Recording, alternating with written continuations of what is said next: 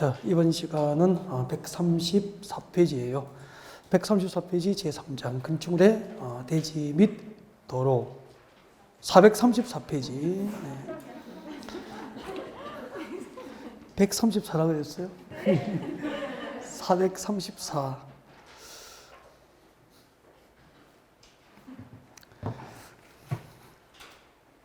젊어도 그럴 수 있지.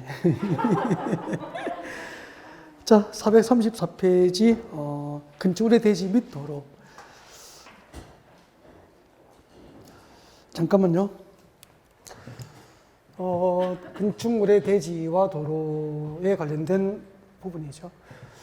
대지 면적이 일정한 면적, 200제곱미터 이상이 되면은 건축주가 적용 조치를 해야 돼요. 근데 녹지지역은 적용합니까? 면제됩니까? 면제. 용도적인 녹지지역이니까. 그 다음에 가설 건축물은 오늘 배울 때 존치기간이 3년이 이내잖아. 3년 내에 철거해야 될 건물 앞에 법으로 나무 심으로 장미꽃 심으라고 강제할 필요가 없죠. 축사 앞에 장미꽃 심을 필요 없죠. 그래서 적용 대상과 아닌 걸 구분하면 돼요. 심이 잘 나와요. 그 다음에 공개 공지확보죠. 건축주가 대지의 일부를 건축하지 않고 공지로 남겨서 시민들의 휴식 공간으로 공개된 부분을 뭐라고 하죠? 공개 공지. 확보 대상 지역, 확보 대상 건축물, 확보 대상 규모. 이걸 외워야 돼요. 1준위와 상준위. 바닥면적 합계가 5,000점 이상인 대규모 건축물로서 바닥면적 합계가 5,000점 이상인 대규모 건축물로서 확보 대상 건축물 용도가 숙박시설, 판매시설, 업무시설, 종교시설, 운수시설 등이죠. 암기해야 돼. 지역 대상 건축물 확보 대상 규모. 이건 암기. 이거 안 외우면 안 돼, 그냥. 그 다음에 대지와 도로와의 관계, 도로의 지정, 폐지, 변경 등을 이 파트에서 공부한다 이 말이에요. 네. 대지의 적용부터 보겠습니다. 435페이지입니다. 435페이지에 3번 대지 안에 적용 찾았습니까? 별표하시고요. 줄 것 죠. 면적 200제곱 이상인 대지가 적용 대상이 돼요. 면적 200제곱 이상인 대지에 건축물을 건축하는 건축주는 조례가 정하는 기준에 따라서 대지에 적용이나 그 밖에 필요한 조치를 해야 한다. 그래서 대지 면적이 200제곱미터 이상이면 건축법상 적용 대상으로 암기하시고요. 넘겨요. 빨리 넘기세요. 예배가 나와 있습니까? 줄 것죠. 다음에 해당하는 경우 적용 조치를 합니까? 아니할 수 있습니까? 면제. 용도지역이 녹지지역이면 적용 면제한다 그랬죠. 녹지지역은 적용 면제한다 그랬죠. 왜요? 용도지역이 녹지지역인데 뭐. 사방이 녹지인데 법으로 장비꽃 심으라고 강제할 필요가 없잖아. 2번, 3번은 비교해서 외우라고 그랬죠. 2번, 3번 공장 동그라미에 둘 다 공장인데 대지 면적 기준 얼마? 5,000제곱 미만인 공장은 적용을 면제해 주는 거야. 3번에 공장인데 연면적 합계 기준은 1,500제곱 미만인 공장은 적용이 면제되는 거야. 대지 면적 5,000제곱 미만, 연면적 합계 기준 1,500제곱 미만 공장은 적용이 면제돼요. 이 두 개를 혼동하면 안 된다 이 말이야. 비교해서 암기를 잘 해두셔야 됩니다. 나머지는 상식이에요. 8번 별표. 연면적 합계 얼마죠? 1,500. 제곱미터 미만의 물류시설은 적용을 면제하지만 너무 중요해. 줄 거예요. 주거지역과 상업지역에서는 면제 대상에서 제외되니까. 주거지역과 상업지역에서는 연면적 합계가 1,500제곱 미만의 물류시설도 적용을 해야 된단 말이에요. 이렇게 정답 결정해요.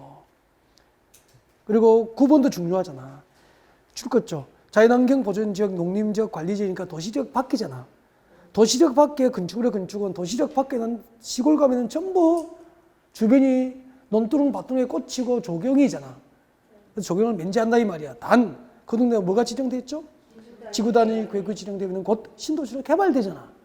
조경 면제 대상이 제외되니까 도시지역 밖에도 지구단위 계획이 지정된 지역은 적용을 해야 되는 거야. 이런 게 중요하지. 그 다음 내려와요. 옥상 적용. 건축물 옥상의 적용이나 그 밖에 필요한 조치를 하면은 미칠 거예요. 옥상 부분 적용 면적이 얼마를? 3분의 2 미칠 거예요. 옥상 적용 면적의 3분의 1을 대지 안의 적용 면적으로 인정해 준단 말이야.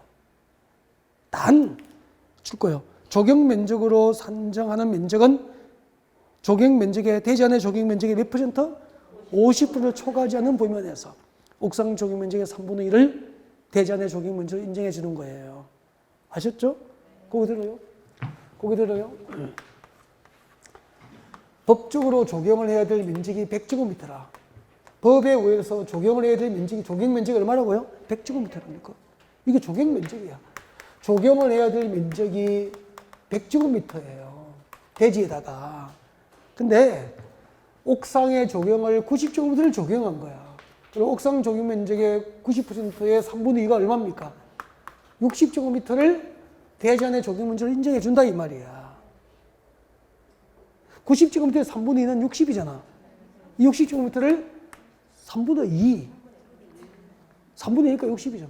60제곱미터 대지 안의 적용 면적 인정해 주되 적용 면적 100제곱미터에 얼마까지? 50%를 넘지 않으니까 60제곱미터를 인정해 줍니까? 50만 인정해 줍니까? 50제곱미터만 대지 안의 적용 면적을 인정해 주는 뜻이야. 이해가 안 되면 나중에 혼자 읽어요. 네. 오늘 줄 오십시오. 이런 거 뭐 두 번, 세 번 설명할 대상이 아니야. 437페이지. 도로 왔습니까?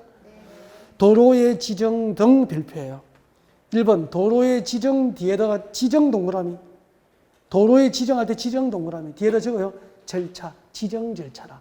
도로를 지정하는 절차입니다. 읽어볼게요. 허가권자가 도로의 위치를 지정하여 공고하려면 국토교통부 행위 정하는 바에 따라서 그 도로에 대한 출거죠.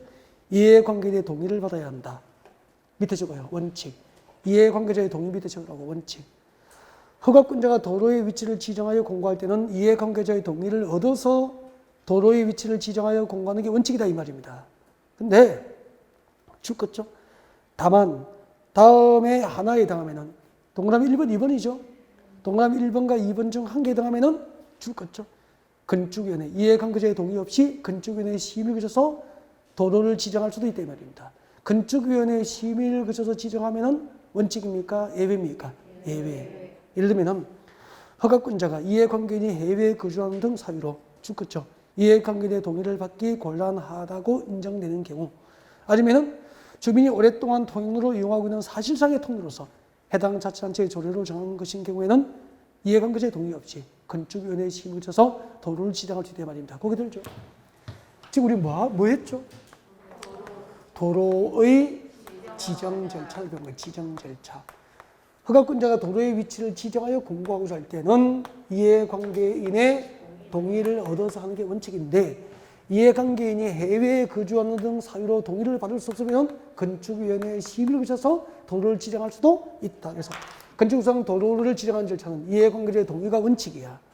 단 이해관계인이 해외에 거주하는 등 사유로 동의를 받을 수 없으면 건축위원회의 심의를 거쳐서 지정할 수도 있다. 이건 예외다 이 말이야. 도로의 위치를 지정 공고할 때는 이해관계자의 동의를 의한다. 다음 뒤로 가요. 양가로 2번. 이번엔 도로의 지정이 아니고 뭐죠? 폐지 동그라미, 변경 동그라미. 폐지 변경의 절차야. 뒤에다 절차. 지정된 도로를 폐지 변경하려면은 줄 거죠? 이해관계인의 동의를 얻어야 한다. 밑에 적어요. 그죠?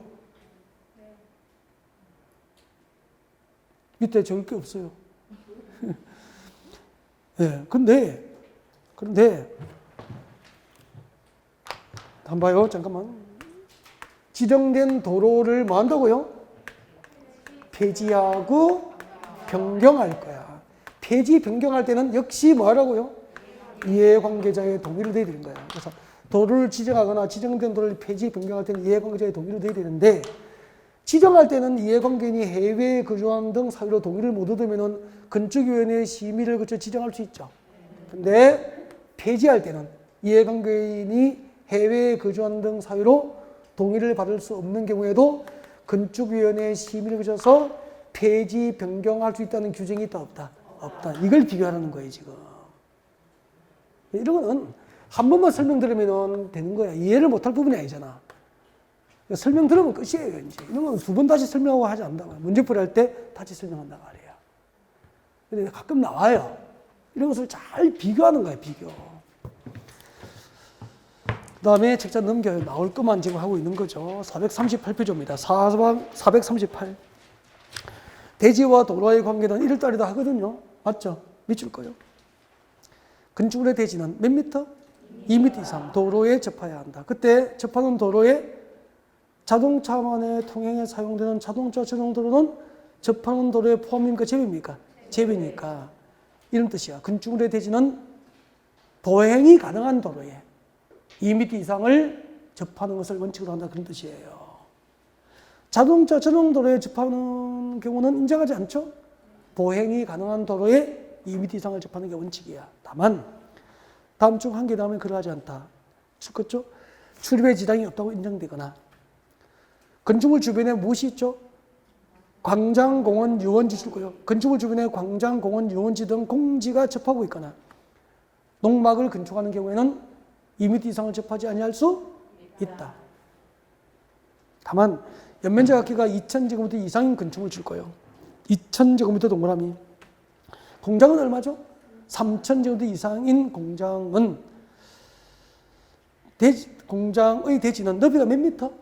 6m 이상인 도로에 4m 이상을 접합니다. 6m 동그라미, 4m 동그라미에서 우리 2064 이었잖아. 공장은 3064. 설명할게요. 설명 들으세요. 이제 필기는 끝이에요. 그 필기. 이게 필기고 밑줄 거 드렸고 이제 설명 들으세요. 대지와 도로의 관계. 대지와 도로의 관계. 이런 뜻이에요. 여러분, 건축물의 대지는 도로예요. 건축상 도로는 보행과 자동차 통행이 모두 가능한 소유롭이 몇 미터? 4m 이상 도로와 그 예정 도로를 건축상 도로라고 합니다. 근데 이 지목이 대인 토지예요. 지목이 대입니다. 대예요. 그러면 건축물이 이렇게 되어 있죠. 금방 건축물은 건축물이 있는 대지는 건축물이 있잖아. 대지는 이 도로에 몇 미터? 2m 이상을 접해야 된다 이 말이에요. 왜? 재난 발생 시 건축물을 이용하는 사람들이 도로로 안전하게 대피해야 되니까. 근데 이 도로가 자동차 전용 도로면 재난 발생 시 급하게 대피하다가 자동차에 부딪힐 수 있으니까 자동차만의 통행에 사용되는 도로는 접하는 도로를 인정하지 않기 때문에 보행이 가능한 도로에 2m 이상을 접해야 된다는 뜻이라고 해석한 거예요. 이유가 뭐죠? 재난 발생 시 건축물 이용자가 도로로 안전하게 대피하는 게 목적이에요. 그래서 이 법을 만든 거야. 근데 여기는 접하는 부분이 있습니까? 없습니까? 없잖아. 그럼 이거는 건축물이 있는 대지, 즉 건축할 수 없는 대지라 이 말이에요. 뱅지는 건축을 할 수 없다는 뜻이에요, 이게. 그럼 여기 건축하는 방법이 있죠. 여기다 뭐라고 그랬죠? 지역구를 설정해서 여기 몇 미터? 2m 이상을 확보하면은 여기도 건축을 할 수 있게 되는 거죠. 재난 발생 시 건축물 이용자들이 안전하게 도로로 대피하는 통로 확보가 목적이야. 그래서 건축물이 있는 대지는 도로의 2m 이상을 접하는 관계로 법을 만든 거예요. 이해하셨죠? 근데 담장이 없고 허벌판이야. 이쪽으로 대피하면 되잖아. 출입에 지장이 없죠? 주변에 공원, 광장, 유원지에 접하면 그쪽으로 대피하면 되기 때문에 2m 이상을 접하지 아니할 수 있다. 단, 이 건축물이 연면적 합계가 2000제곱 이상인 대규모 건축물이야. 2000제곱 이상인 대규모 빌딩이면은 재난 발생 시 많은 사람이 한꺼번에 안전하게 대피할 수 있도록 더 넓은 도로, 몇 미터? 6m 이상 도로에 접하는 길이도 4m 이상을 접하도록 해라 그 말이야. 그래서 2064라고 이은 거야. 공장은 연면적 합계가 3000제곱 이상부터 6m 이상 도로에 4m 이상을 접하니까 공장은 3064. 원칙은 2064. 공장은 3064. 이해하셨죠? 이해하고 외우라고 이제. 그럼 이건 여러분의 이제 몫이 되는 거예요. 네. 내려오세요. 건축선. 도로와 접한 부분에서 건축물을 건축할 수 있는 선 줄 거예요. 도로와 접한 부분에 건축물을 건축할 수 있는 선이 뭐죠? 건축선이고, 건축선은 줄 거죠. 대지와 도로의 경계선을 한다. 그 밑에 적어요. 원칙이라고. 건축선 어떻게 지정하죠? 대지와 도로의 경계선을 건축선으로 하는 것을 원칙으로 한다 이 말입니다. 밑에 그림 나와 있죠? 그림 그려둔 걸 보면 이해가 안 되니까 그리는 걸 봐야 돼요. 그래서 자, 그리는 것을 보여드리겠습니다. 고개를 주시고 대지와 도로의 관계입니다. 그러니까 오늘 뭐 6시까지야 뭐 장난이죠 뭐. 건축선 하겠습니다. 건축선 봐주시죠. 집중해요. 건축구상 도로의 소유도비가 몇 미터죠? 대답을 해야 돼. 건축구상 도로의 소유도는 몇 미터? 4미터 이상이야. 그러면 50미터 도로는 4미터 이상 도로 맞죠? 양쪽에 이렇게 대지가 접하고 있단 말이야. 그럼 건축수는 금방 뭐라고 했느냐면 이렇게 돼 있잖아. 대지와 도로의 경계선을 하는 이게 또 건축선이야. 이쪽에도 대지와 도로의 경계선 이게 건축선이 되는 거야. 소유 몇 미터 이상? 4미터 이상 도로에 대지가 접하면은 대지와 도로의 경계선이 건축선인 거예요. 예배 그게 원칙이라 원칙. 알겠죠? 그러니까 항상 건축선이 나오면 도로를 봐야 돼. 4미터 이상이면 무조건 대지와 도로의 경계선이 건축선이 되는 거야. 건축선이 뭐죠? 라고 손님이 물어보면 이렇게 하면 돼요. 봐요. 건축선은 봐. 이 대지에 건축을 허용하는 건축 허용 한계선이라.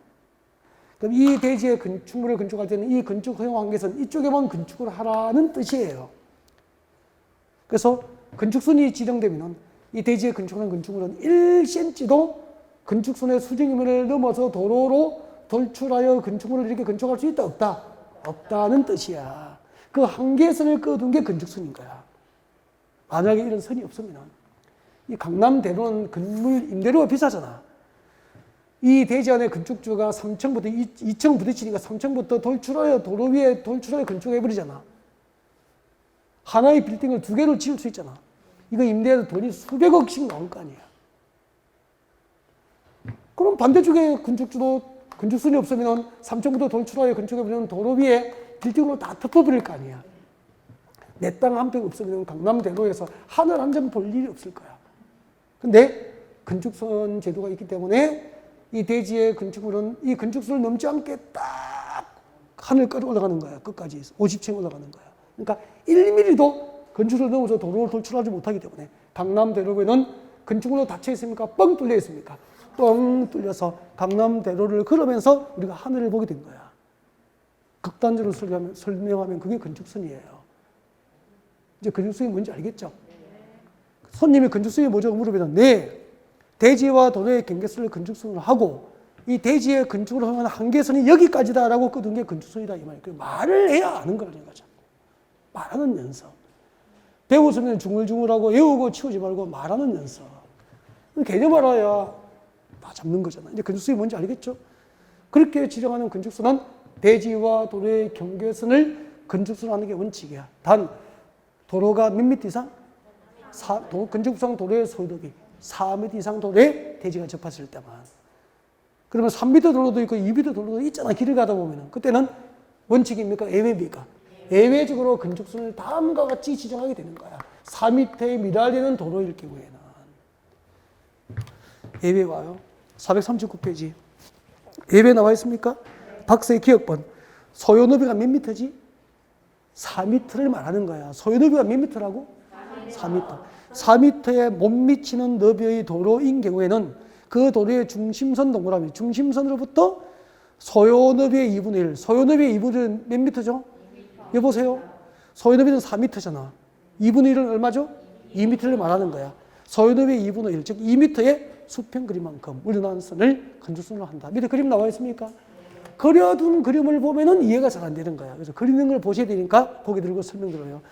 교재에 있는 그림보다 더 잘 그릴 자신 없으면 그리지 말고 설명 들으니까 고개 드시고 설명 들어주세요.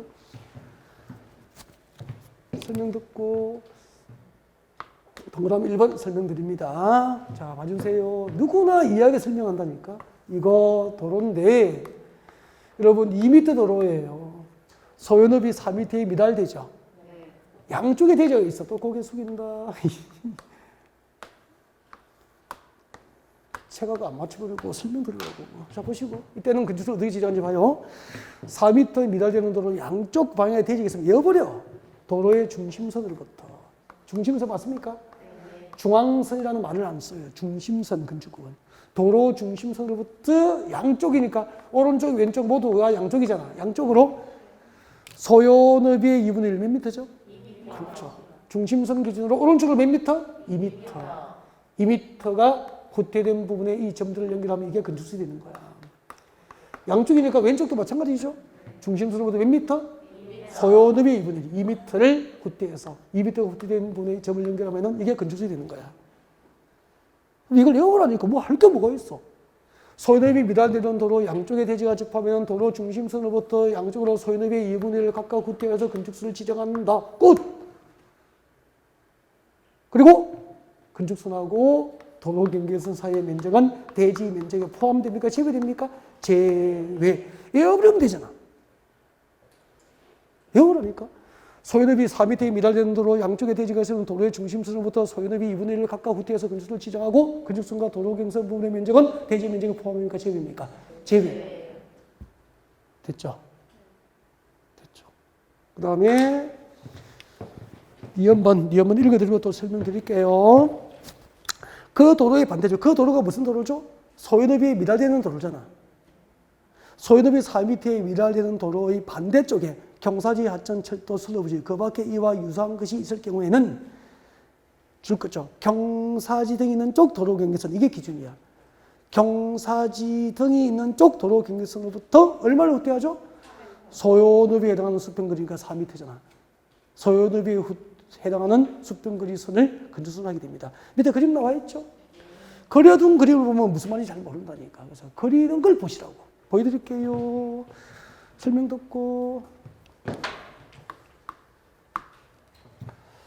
자, 여러분 봐주세요. 그리는 걸 보시면 이해가 됩니다. 3m예요. 소요너비 4m에 미달되는 거 맞죠? 한쪽에만 대지가 있는 거야. 반대쪽에는 이거예요. 반대쪽에는. 이쪽에는 하천, 철도의 선로부지, 건축할 수 없는 경사지 등등이다 이 말이야. 도로 반대쪽에는 하천이거나 철도, 선로부지거나 경사지 등이다 이 말이야. 이때는 기준이 뭐죠?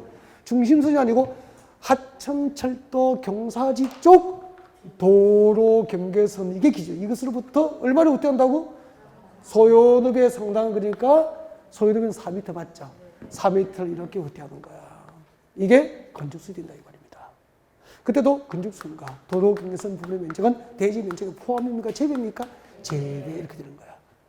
이해가 됐습니까? 네. 이해가 순간적으로 안 되면 집에 가서 인터넷 강의를 다시 들으면 되잖아. 오케이. 넘어갑니다. 440페이지 와요. 440페이지 오시면은 도로 모퉁이의 건축선 나와 있습니까? 도로 모퉁이의 건축선 밑줄 거요. 3월 달에 이런 거 1, 2월 달에 쳐다보지도 않고 가버려요. 왜요?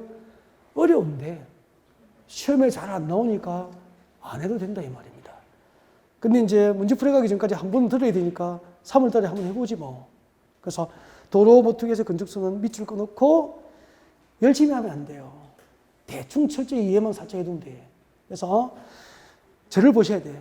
그 그림 보고 뭐 볼 필요가 없다니까. 봐도 뭔 몰라요. 그래서 거기 무조건 들고 책 보지 마요. 중간에 내 그림하고 맞춰보지도 말고 도로 모퉁이 건축선 한번 듣고 이해만 하시면 돼. 도로 모퉁이 건축선 도로예요. 도로예요. 7m 도로고요. 6m 도로고요. 여기에 대지가 이렇게 접하고 있는 거예요. 물으면 대답해요. 자, 여기 벤츠가 가고 있습니다. 띠빵빵 가는 거야. 이 벤츠는 좌회전할 것 같습니까? 우회전할 것 같습니까? 야, 평소 존경해 왔지만, 야, 여러분은 나중에 부동산 할 때 옆에 철학관 간판도 하나 올려도 되겠다. 그거 어떻게 아세요? 진짜 우회전할 건데. 그럼 한번 봐요. 우회전을 하면은 여기 건축주는 우리 이 대지의 건물, 도로 모퉁이, 대로변의 건물은 다 여기에 꽉 채워서 건물을 지을 거 아니에요. 그럼 그 자동차 여기까지 오더라도 오른쪽에 시야 확보가 돼야 안 돼? 안 되잖아. 도로 모퉁이 부분에서 여기까지 나와야 확인하고 돌아갈 수 있잖아.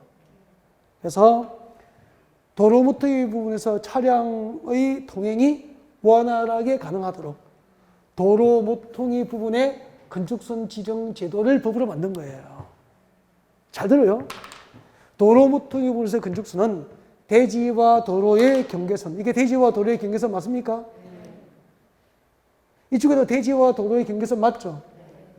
이 교차된 점은, 교차점은 대지와 도로의 경계선, 대지와 도로의 경계선이 교차된 점, 이게 기준이야. 교차점 기준으로 대지가 접한 도로의 교차 각도하고 이 대지가 접한 도로 너비에 따라서 교차점으로부터 도로 경계선을 따라서 일정 거리를 수평으로 후퇴해요. 이쪽으로 3m를 후퇴하면은 이쪽으로도 3m를 후퇴해요. 똑같이. 이쪽으로 2m 후퇴하면 이쪽으로도 2m. 후퇴해서 후퇴된 두 점을 연결합니다. 이게 도로 모퉁이 부분에서 건축술이 되는 거야.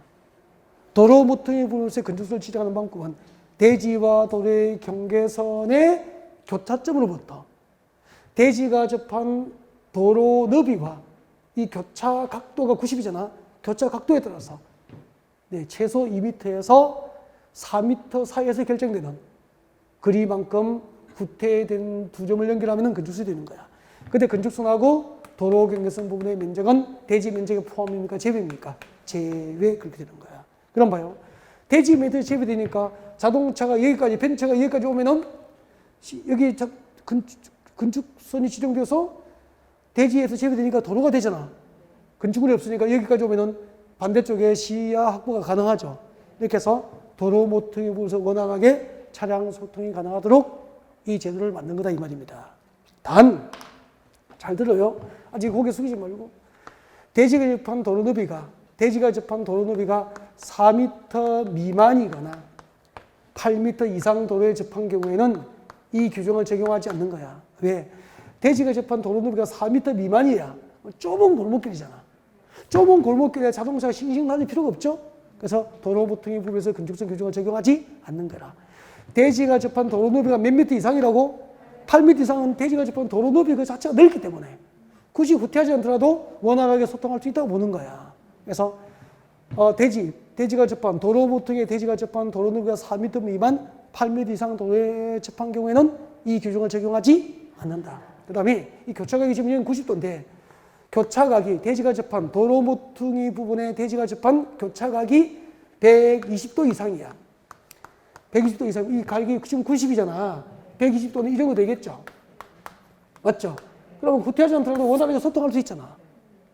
그래서 교차각이 120도 이상인 경우에도 도로 모퉁이 부분에서 건축선 규정을 적용하지 않습니다. 그리고 후퇴 거리를 정할 때는 대지가 접한 도로 너비와 교차 각도에 따라서 최소 2m 이상, 최대 4m 이하 이 사이에서 후퇴 거리를 결정합니다.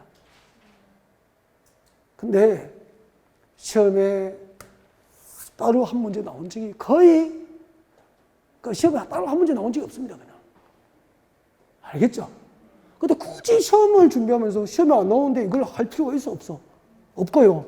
이때 후퇴 거리를 2m 이상 4m 사이에서 정하는데 그 방법이 교차 각도하고 후퇴 접한 도로 너비에 따라서 이제 2m에서 4m가 결정되는 거야. 그걸 구하라고 하는 문제가 나와요. 언제 나오냐면은 공고 고등학교에 가면은 공고 가면은 건축과에서 이런 거 하는가 봐요.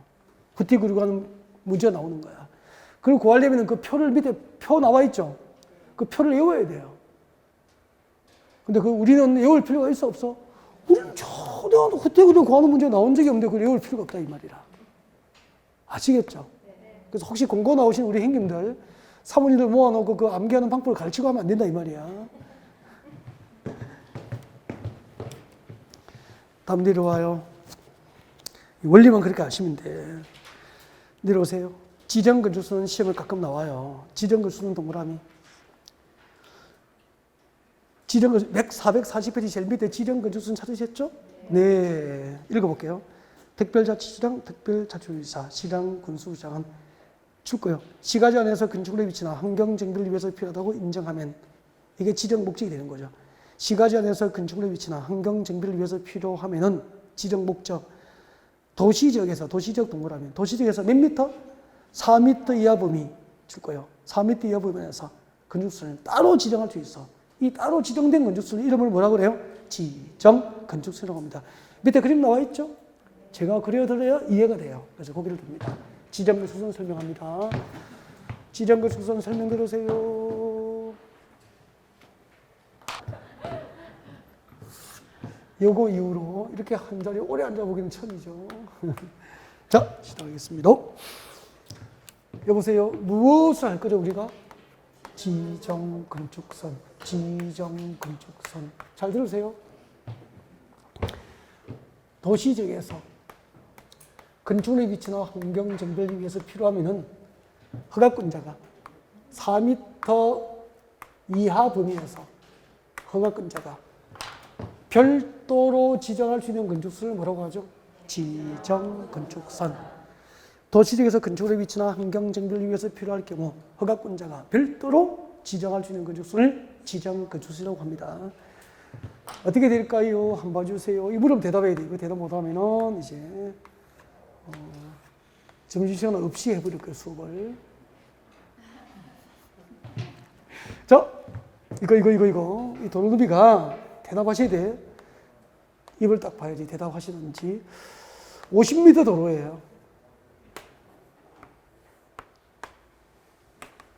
지목이 대예요. 이때 건축법상 건축수는 대지와 도로의 경계선을 한다. OX?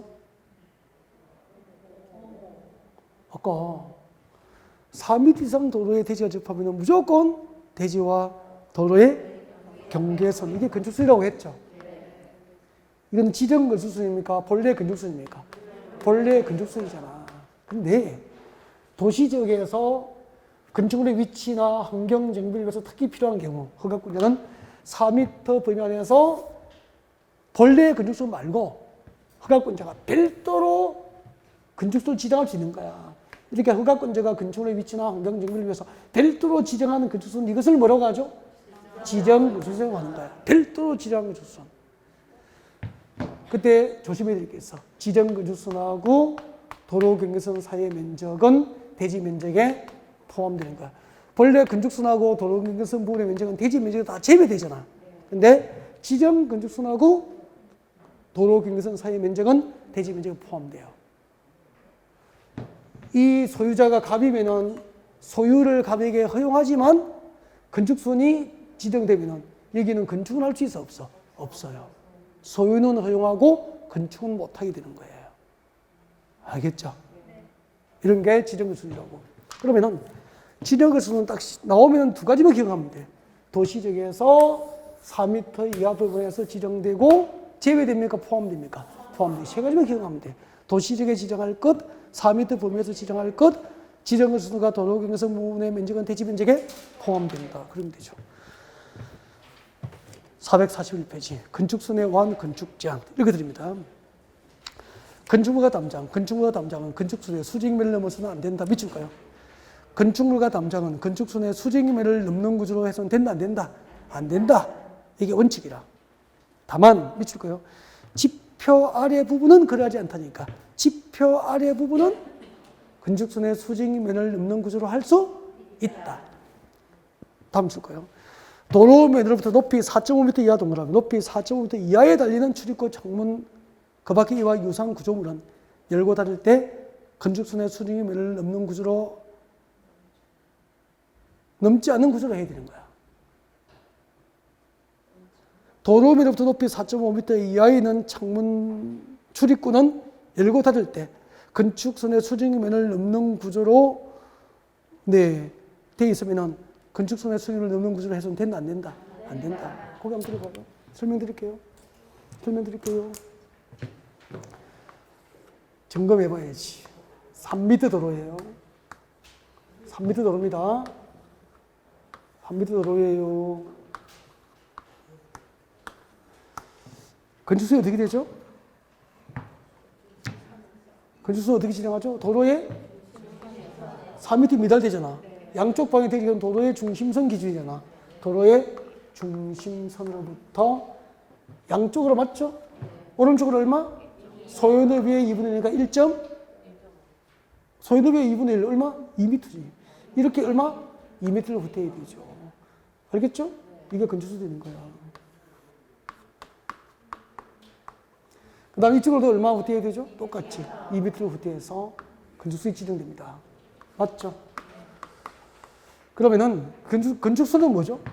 이 대지에 건축물을 건축할 때 이 건축물이 도로로 돌출할 수 없는 한계선을 그어둔 게 건축수 맞죠? 그러면은 이거 보세요. 이거는 창문이죠.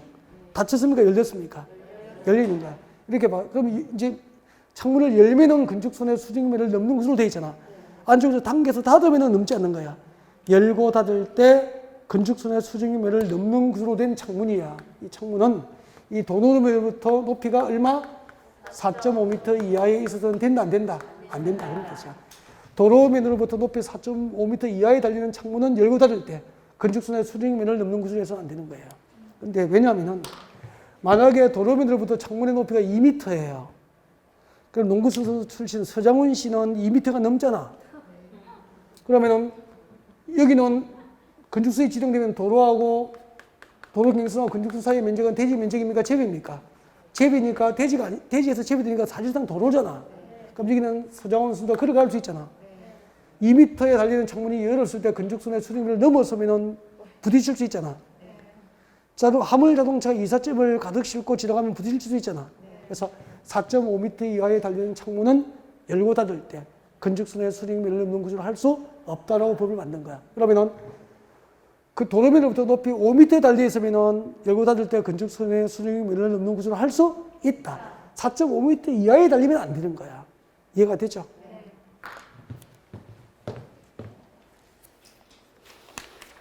그 다음에 442페이지 제4장부터 또 조금 휴식을 할까요? 네, 휴식을 좀 하고 하겠습니다.